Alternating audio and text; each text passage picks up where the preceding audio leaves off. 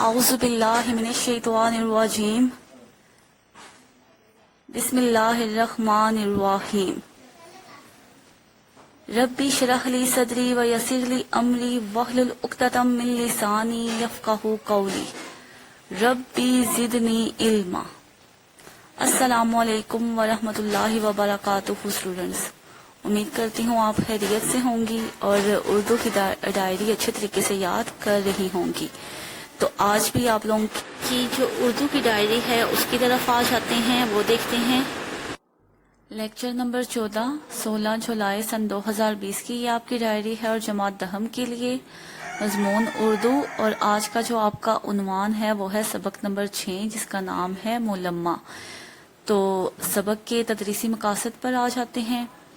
حاجرہ مسرور کی افسانہ نگاری کا تعارف کرانا، یعنی کہ جو افسانہ نگاری، خواتین کی افسانہ نگاری میں جو سب سے پہلے نام ہے وہ حاجرہ مسرور کا ہے، اور معاشرے میں ظاہر و باطن کے دوگلے پن کی نشاندہی کروانا کہ معاشرے میں کس طرح جو لوگ ہوتے ہیں وہ اپنا ظاہر جو ہے وہ اور ظاہر میں کیسے ہوتے ہیں اور ان کے اندر کیا چھپا ہوتا ہے، اور بعض لوگوں کو دکھاوے کی عادت ہوتی ہے، اس کے نفسیاتی منظر کی نقاب کشائی کرانا، طلباء کو افسانے کی صنف سے واقفیت دلانا، ٹھیک ہے، اور طلباء پر اچھے افسانے کی خوبیاں اجاگر کرانا۔ تو افسانہ جو سا ہوتا ہے وہ زندگی کے کسی ایک پہلو پر روشنی ڈالتا ہے، ٹھیک ہے، اور یہ بھی ایک کہانی کی طرح ہوتا ہے، ہم اسے ایک نشست پر بیٹھ کر پڑھ سکتے ہیں، اور یہ جو ہے وہ ناول کی طرح بہت زیادہ لمبا نہیں ہوتا، اور ناول میں تو تمام پہلوؤں کو لیا جاتا ہے، لیکن افسانہ میں زندگی کا کوئی ایک پہلو اس طرح بیان کیا جاتا ہے کہ وہ اپنے تمام تر رنگوں کے ساتھ موجود ہوتا ہے، اور ایک افسانے میں بھی ایسی ہی خوبیاں ہونی چاہیے کہ افسانہ اچھا ہونا چاہیے۔ اور آج جو ہم سبق نمبر 6 پڑھیں گے ملمہ، اس کی مصنفہ کا نام ہے حاجرہ مسرور۔ تو سب سے پہلے جو ہے وہ حاجرہ مسرور کا تعارف پڑھ لیتے ہیں۔ حاجرہ مسرور 1929 میں پیدا ہوئی تھی اور 2012 میں ان کی وفات ہوئی تھی، اور لکھنؤ میں یہ پیدا ہوئی تھی، اور والد کے تبادلوں کی وجہ سے ان کی جو تعلیم ہے وہ بھی کئی شہروں میں ہوئی۔ ان کی اچانک وفات کے بعد، یعنی کہ ان کے جو والد صاحب ہیں ان کی اچانک وفات ہو گئی تھی، تو اس لیے جو تعلیم کا سلسلہ تھا وہ منقطع ہو گیا۔ خواتین افسانہ نگاروں میں حاجرہ مسرور نے خاصی شہرت حاصل کی۔ ان کے زیادہ تر افسانوں کا موضوع خواتین کے مسائل اور چھوٹی بڑی معاشرتی الجھنیں ہیں۔ معروف افسانہ نگار اور نقاد ممتاز شیری لکھتی ہیں کہ اتنی زیادہ تعداد میں اچھے افسانے حاجرہ مسرور کے علاوہ شاید ہی کسی نے لکھے ہیں، اور یہ بہت زیادہ اچھے جو ہے وہ ان کے جو افسانہ ہوتے تھے وہ بہت زیادہ اچھے ہوتے تھے، اور ان کے جو افسانوں میں ان کے جو افسانوی مجموعے ہیں وہ کافی زیادہ ہیں۔ ان میں جو ہے کچھ ہائے اللہ، چوری چھپے، ٹھیک ہے، تیسری منزل، یہ کچھ ان کے افسانوں کے نام ہیں۔ اچھا جی، یہ جو سبق ہے آپ کا ملمہ، اس کی مصنفہ کا نام میں نے آپ کو بتا دیا، حاجرہ مسرور ہیں، اور یہ ان کی افسانوی مجموعے سب افسانے میرے سے لیا گیا ہے، یعنی کہ اس سے ماخذ کیا گیا ہے، یہ جو آپ کا سبق ملمہ ہے۔ اب آ جاتے ہیں سبق، اب ملمہ کی طرف آ جاتے ہیں۔ تو ملمہ کا جو مطلب کیا ہوتا ہے، ملمہ کا معنی اور مفہوم میں آپ کو بتاتی ہوں کہ ملمہ کا مطلب جو ہے وہ ہے ظاہرداری، دکھاوا، نمائش، نمود۔ ملمہ کو جو لفظی مطلب ہے وہ ہے کسی سستی چیز پر سونے کا پانی چڑھانا، یعنی کہ جو کم قیمت دھات ہے اس پر سونے کا پانی چڑھانا، یا پیتل کی چیز پر سونے کا پانی چڑھانا ملمہ کہلاتا ہے۔ تو یہ سبق کا جو ہے وہ جو آپ کا سبق کا نام ہے ملمہ، اس کا لفظی مطلب تھا، ٹھیک ہے، کہ ظاہرداری، دکھاوا، نمائش، نمود، یا پھر کسی پیتل کی چیز پر سونے کا یا پھر کم قیمت کی دھات پر سونے کا پانی چڑھانا۔ تو جب کسی کم قیمت دھات پر سونے کا پانی چڑھایا جاتا ہے تو اس کو ملمہ سازی کہا جاتا ہے، لیکن جب اس کو کسی قیمتی چیز کے ساتھ رگڑا جاتا ہے تو نیچے سے جو کم قیمت چیز ہوتی ہے یا دھات ہوتی ہے وہ نظر آ جاتی ہے۔ تو انسان بھی بعض اوقات ملمہ سازی سے کام لیتا ہے، وہ اپنی اصلیت کو چھپانے کے لیے کوئی روپ دار لیتا ہے، لیکن جب اس کی اصلیت جو سامنے آتی ہے تو اس کے پاس سوائے شرمندگی کے اور کچھ نہیں رہتا کسی مفکر نے کیا خوب کہا ہے، خوش نصیب ہے وہ انسان جو اپنے نصیب پر خوش ہے، اور خوشحال ہے وہ انسان جو اپنے حال پر خوش ہے۔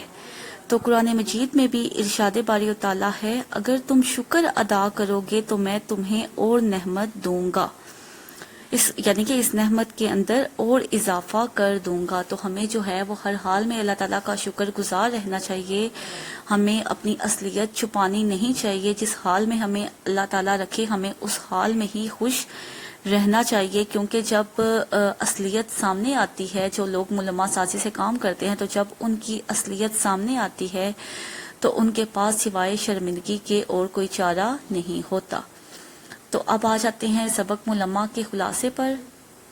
اس سبق میں مصنفہ حاجرہ مسرور کہتی ہیں کہ ایک لڑکی ریلوے اسٹیشن پر آتی ہے، گاڑی آنے والی ہوتی ہے، مگر اس کے باوجود اسٹیشن کے اندر اور باہر سب مسافر بے خبر سو رہے ہوتے ہیں۔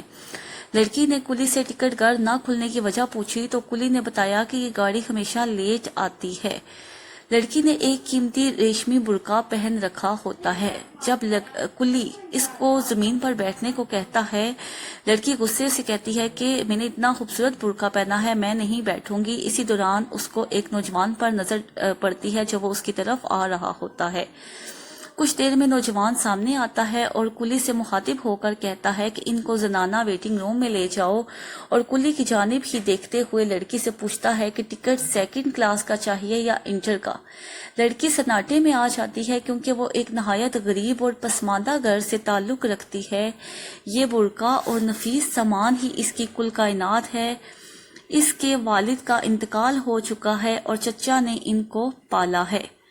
جب چچا کی بیماری کی خبر سنی تو وہ بہادری سے اکیلی ہی ان کی عیادت کے لیے چل پڑتی ہے۔